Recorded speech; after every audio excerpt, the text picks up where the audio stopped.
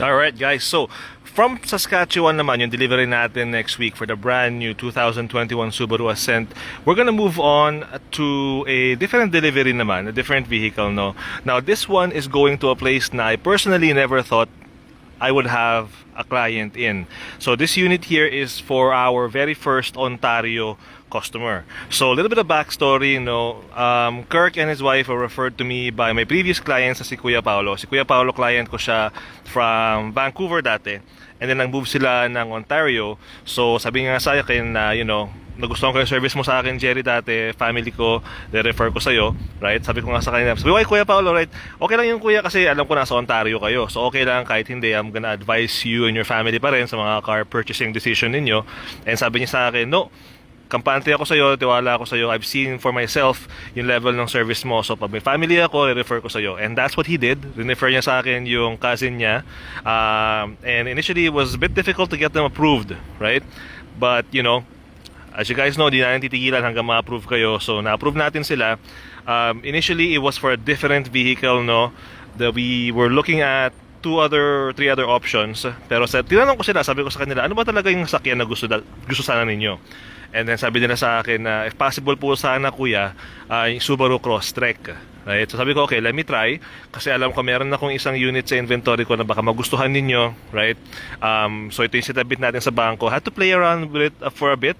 But nakuha natin yung approval. So, with that being said, right, for Kirk and his wife, ito na yung inyong 2020 Subaru Crosstrek Sport in dark blue pearl. So let's do a quick walk around ng sasakyan. Right, so a little bit of backstory on this unit here, guys. So yung unit na to was actually traded in. Babae ang dating may-ari nito. Pinalitan nila to ng Honda Passport. So ang ginawa nila, nag-trade in sila ng dalawang sasakyan. Trinade in nila to, tsaka trinade in nila. Meron pa silang isang trinade in na isang maliit na kotse rin. Dalawang unit na yon, trinade in nila for a Honda Passport. So kaya meron kami nito. Okay, so yan siya. So when it comes to the Crosstreks, the Sport is the next level down from the top of the line Limited. So yan siya, yung itsura niya sa likuran. So this vehicle is proving really popular with a lot of my younger clients, yung mga single or mga one or isa o dalawa pa lang ang anak. And it makes sense, right? So yan siya. So you can see malinis ang katawan. So let's go over some of the features na meron yung sasakyan para makita rin nila. So headlights for this one here, you got LED headlamps and then the LED fog lamps. Previous owner also had the block heater installed na. So gaya nga nasabi ko sa mga previous videos ko, block heaters are not legally required. Hindi kami legally required na maglagay ng block heater. So we always leave the option to the customer kung gusto nila. For Subaru, for Subaru. So sa case na to, yung dating may-ari, pinalagay ng block heater. It's nice. So just like all the Subaru vehicles nowadays, it has the eyesight safety system. So andyan siya. It's got 17-inch alloy wheels. So yung design niya, right? Different from the 2021 models. But nonetheless, it's alloy wheels, all-season tires. It's got the roof racks na. So on the back here, we have 4 backup sensors. So 1, 2, 3, 4. Nawala sa mga ibang trim levels ng Crosstrek. You got the backup camera right there. So let's take a look in the back. So yun yung likod niya.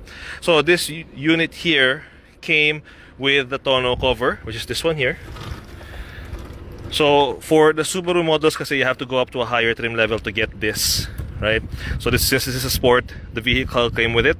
And siguro yung dahil nga trinade din ito for a Honda Passport, wala na silang, there's no need for them to keep this, so binigyan na lang nila. So yung client ko ngayon na mag-benefit dyan. So yan siya. Going here sa middle row, just like all the Crosstreks, ayan yung space niya sa gitna. So unfortunately, this one hindi nila nilagyan ng all-weather mats. So we'll see if we can provide that para sa clients natin. So different stitching and interior style on the Sport. So you can see mas prominent yung orange na stitching, black interior. You got some little bit of leather leather trim dito sa gilid, cloth dito, cloth, and of course cloth din sa gitna. So yun yung design niya sa loob. So that's the thing with most of these vehicles, right? So para-parehas lang yung kaha nila. Going up certain trim levels, you just get more features, you get, you know, different things that make the trim level unique. So yan siya. So this one here, is gonna point out, has the blind spot monitor, blind spot sensors. Ayan, di ko lang makita ninyo. Blind spot sensors doon. So on the interior here, you got the power driver seat.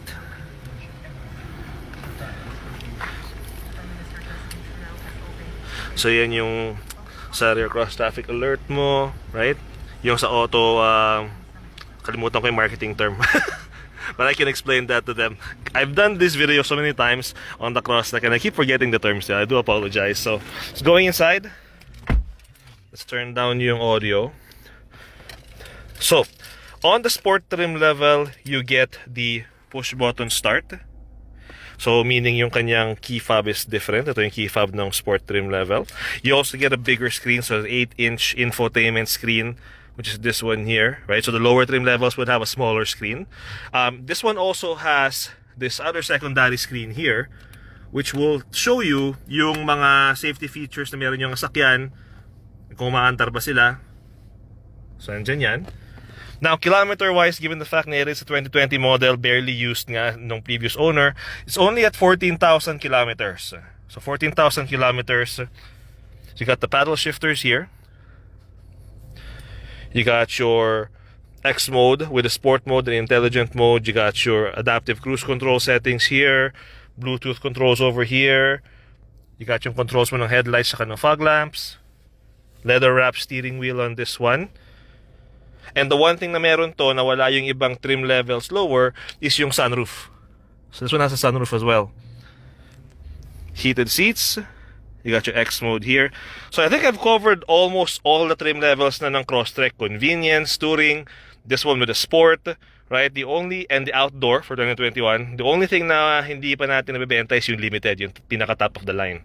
So, ayan siya. Let me show you guys yung backup camera niya. Again, you got the nice bigger screen.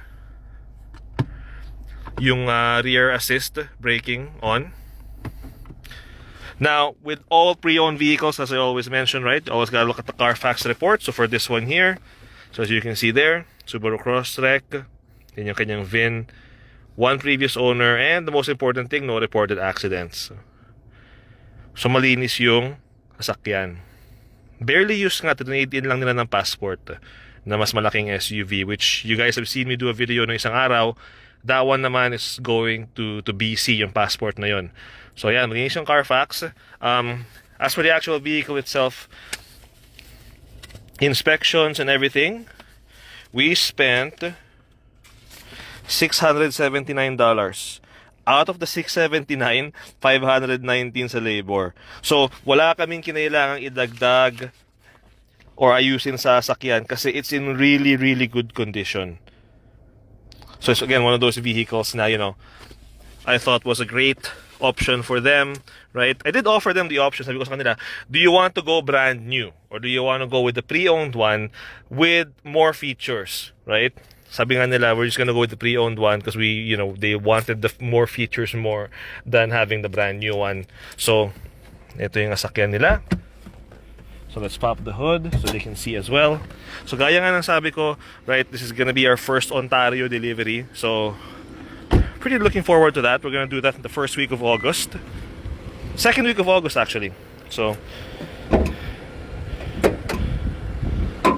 engine wise, kasi malinis pa. 2.0 liter 4-cylinder boxer engine, 152 horsepower.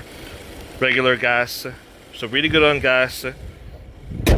And one thing I'm gonna point out, I'm not sure if kita nila, but the previous owner also put yung 3M tape protection sa hood.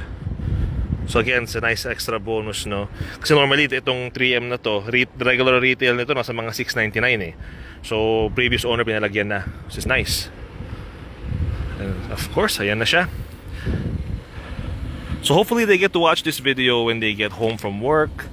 But again, for Kirk, Mr. and Mrs. Mojica ng Ontario, and for Kuya Paolo as well for referring me, thank you so much.